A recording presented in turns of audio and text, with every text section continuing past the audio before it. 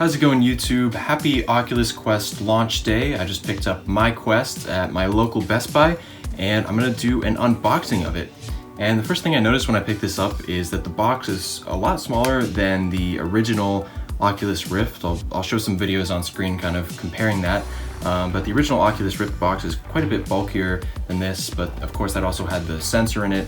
And the Oculus Rift S that they're now selling in place of the Oculus Rift no longer has those sensors. It uses an inside-out tracking system, kind of similar to the one that we see with the sensors here. But this is a bit closer to the size of the original Oculus Touch box for anybody familiar with that. But anyways, let's just take a look at the outside here. This is the front of the box. I really like the graphics that they have here with kind of the purple lights emanating from the screen. And of course, we'll turn it around, look on the back to see some of the games that they're advertising. Vader Immortal, I'm really looking forward to checking out. Dead and Buried 2 as well. And there's a bit of a description about the device, about the touch controllers that have the band around the top, which I think the Rift S also, the touch controllers are pretty much identical there.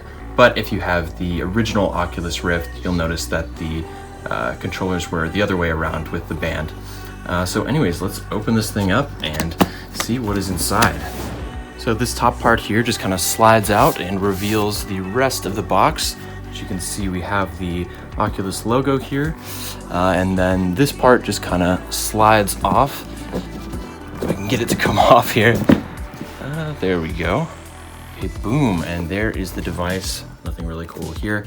But yeah, here is the Oculus Quest and the controllers as well.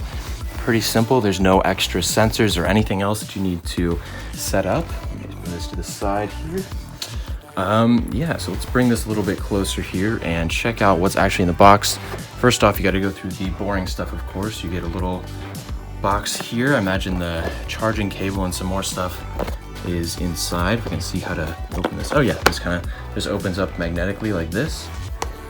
And here we have the charging cable.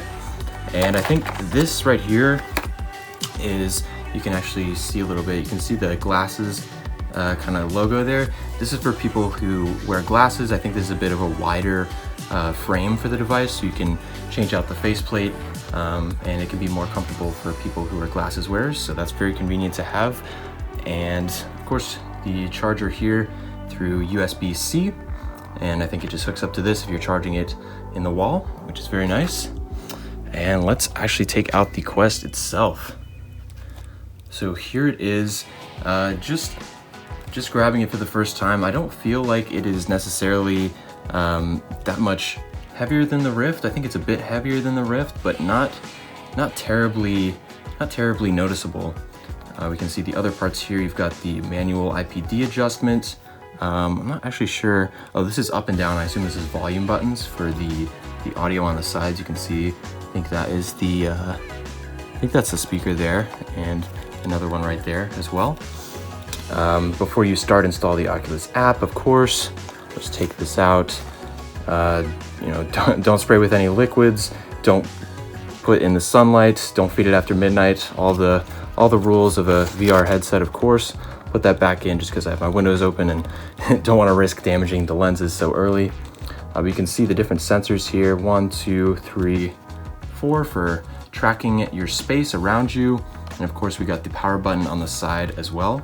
So overall, a very, very nice device. You can see the back cap here is quite a bit larger and wider than the original Rift, how that was set up with the kind of back cap they had.